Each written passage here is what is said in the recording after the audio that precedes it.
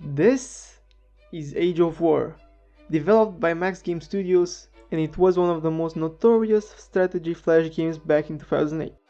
If you were strolling through any of the major flash websites, this game would have been on the front page of all of them. And today, I'm going to show you how good it actually was. First, let's take a look at the art of the game. All the artwork is consistent throughout, except for the first stage characters that seem a bit more uncooked, and the fact that the background stays the same even as you progress through the ages, which seems a bit odd and unpleasant after each 3.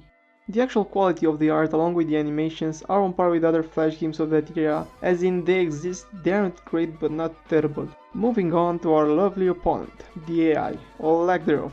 First, I thought that they would have to follow the same rules as us, kill the opponents and get money, but the game is made in such a way that the opponent must send hordes of enemies in order for us to get money, and as I increase the difficulty it just releases more enemies that are harder to kill. But even though the AI has its shortcomings, the gameplay is actually better than I expected.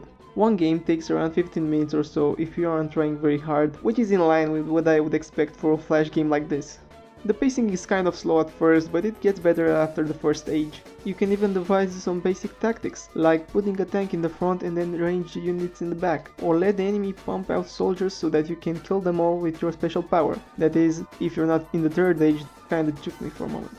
As for level design, there's just one, but I'm going to separate each area into its own level. The game consists of 5 levels, each with its own unique base, characters, turrets and even special power.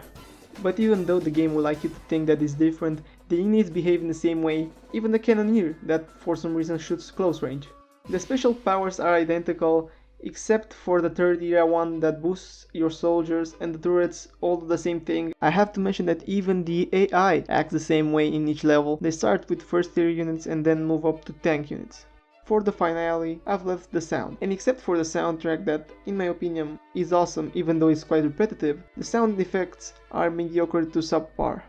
And now that I've given you a tour of this game, it's time to give it a flash score. Starting with the graphics category, the artwork is memorable but mediocre in its quality, and so are the animations, and it's a 5 out of 10.